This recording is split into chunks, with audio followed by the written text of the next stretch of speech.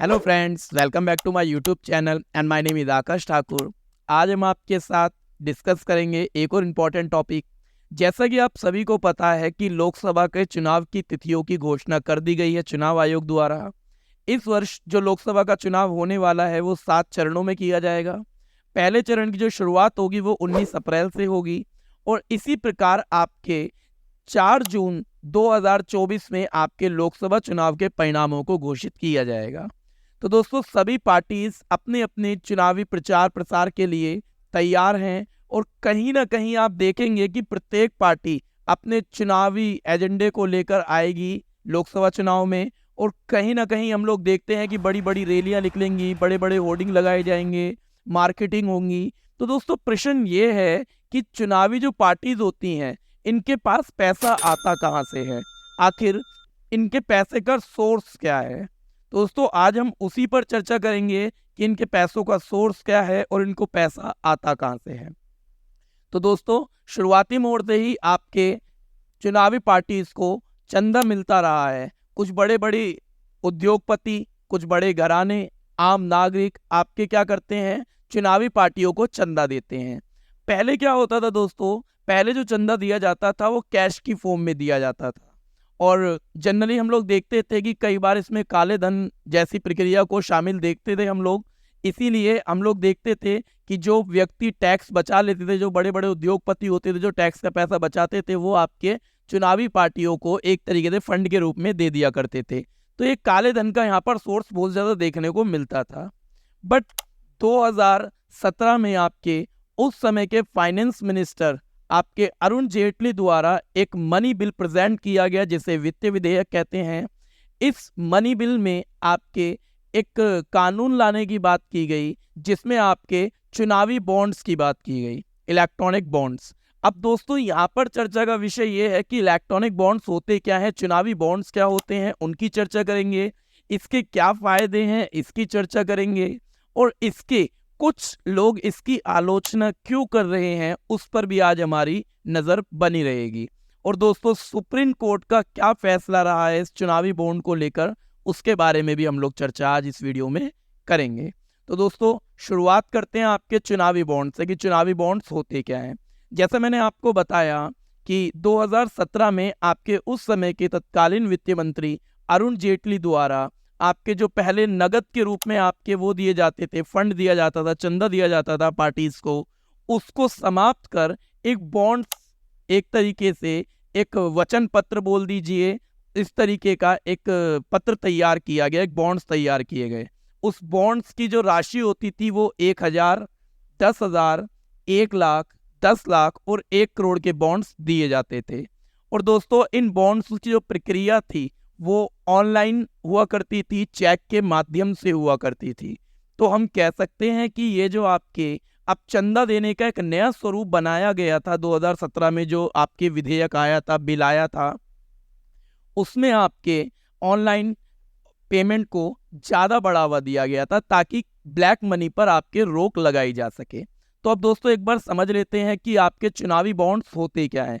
तो चुनावी बॉन्ड्स एक तरीके का वचन पत्र होता है जिसकी खरीद एसबीआई की कुछ शाखाओं से की जा सकती है और इसकी खरीद केवल भारतीय नागरिक या कंपनी कर सकती है। और फिर वह उन बॉन्ड्स को खरीद कर अपनी पसंद की पार्टी को उसे चंदे के रूप में या दान के रूप में दे दिए जाते हैं। तो जैसा मैंने आपको बताया कि आपके जो चुनावी बॉन्ड्स होते हैं वो कहाँ से खरीदे जाते हैं, तो एसबीआई की जो सरकार का बैंक है उसकी कुछ प्रमुख शाखाएं हैं, उनसे आप इनको खरीद सकते हैं।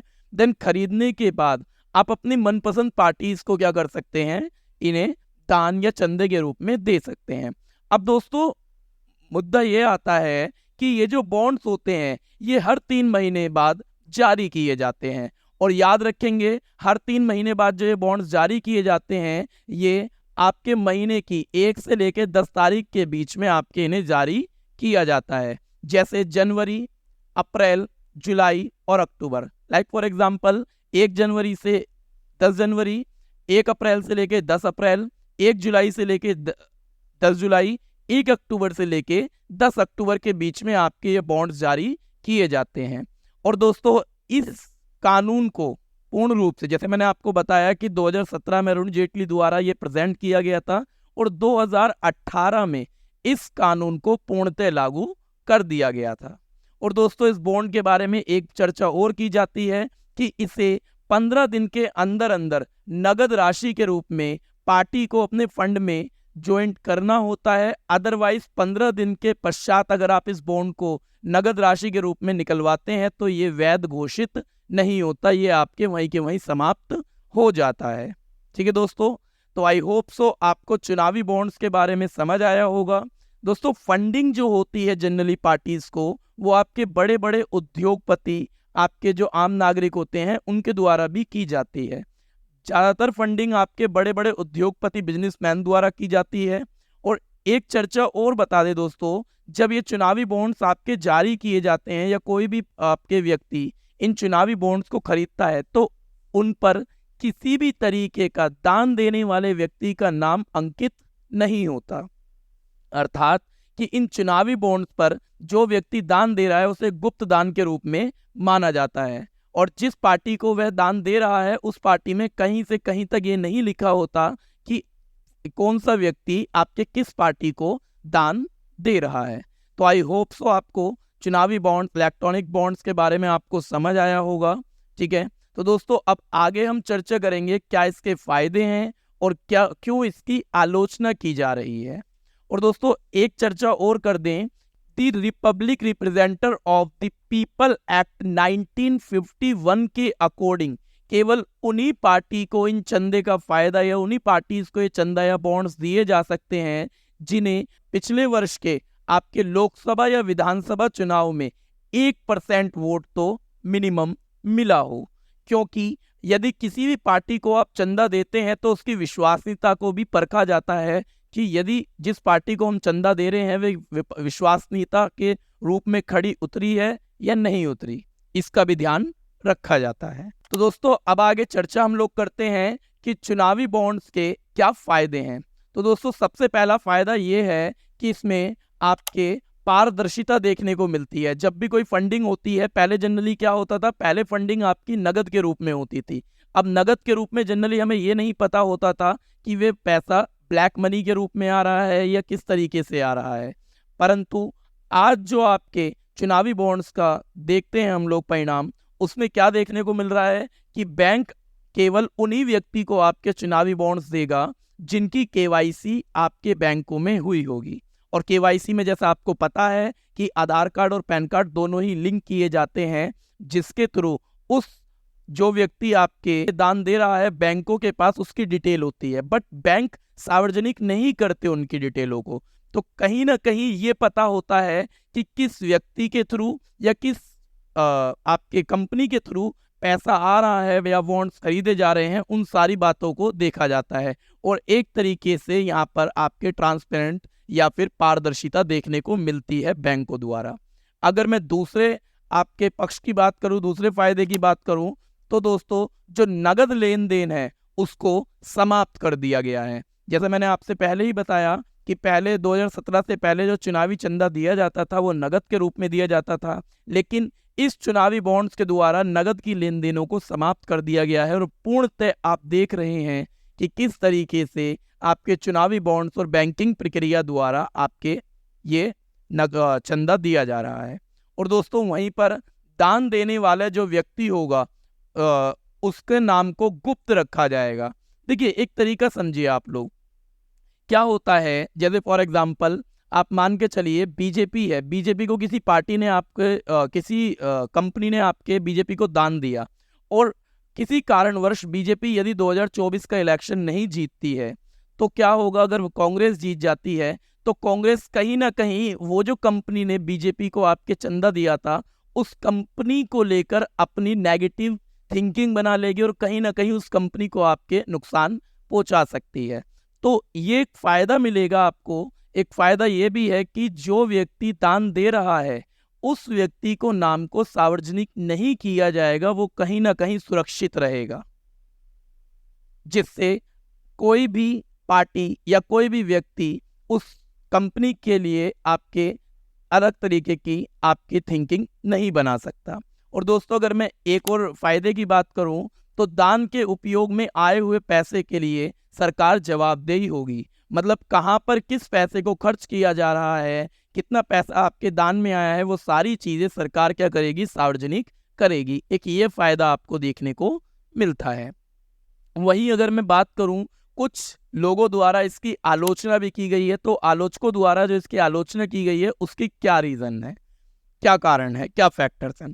तो दोस्तों सबसे पहली जो चीज़ है जो आलोचना करने वालों ने आलोचना करी है वो की है कि जो आप चुनाव के दौरान जो आप चुनावी बॉन्ड्स जारी करते हैं या पार्टीज को चंदा के रूप में मिलता है, उस पर किसी भी तरीके का उस फंड देने वाले व्यक्ति का नाम नहीं होता, जैसे मैंने अभी आपको बताया था।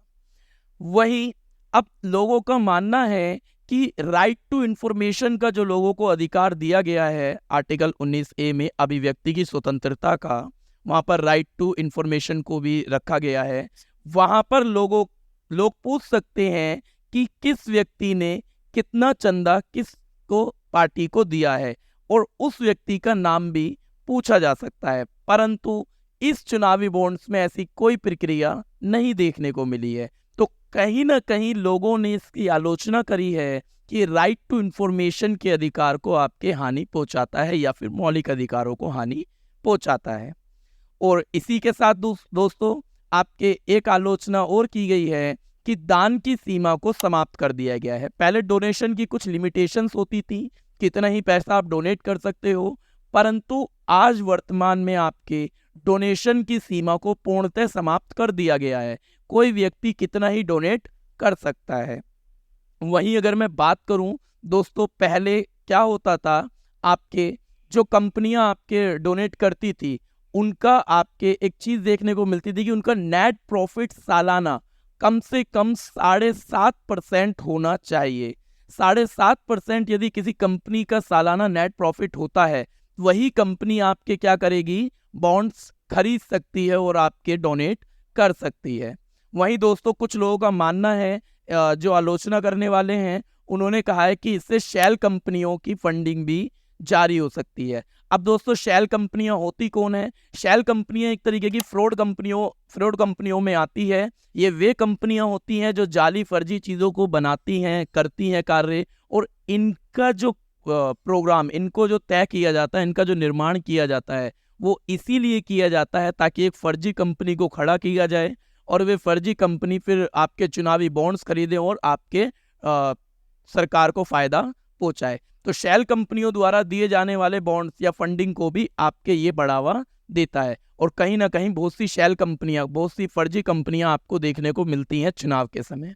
ठीक है, तो आई होप सो दोस्तों आपको ये क्लियर हुआ होगा कि चुनावी बॉन्ड्स क्या होते हैं, इसके क्या फायदे हैं, आपके इसके क्यों आलोचना की जा रही है, इन सभी बातों पर हमने चर्चा की है।